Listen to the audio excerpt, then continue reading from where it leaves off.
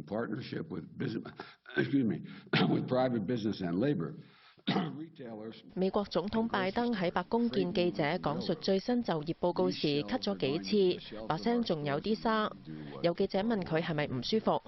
I'm okay. I have a test every day to see a COVID test.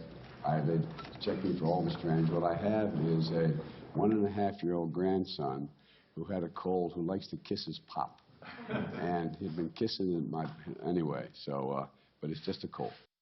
拜登嘅醫生之後亦都發聲明話，拜登今個星期做咗3次病毒檢測都係陰性，強調佢只係鼻塞。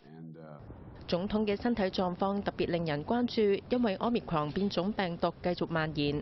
美國至今有11個州發現呢種新變種個案，由西部加州到東面紐約都有。當局認為無可避免會有社區傳播，但係重申 Delta 變種仍然係冬季期間要特別留意嘅變種病毒。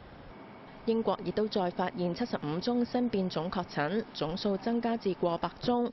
衛生部門關注新變種病毒降低人體自身免疫力同埋疫苗所提供嘅保護效用，亦都降低單株抗體治療嘅效果，會繼續評估情況。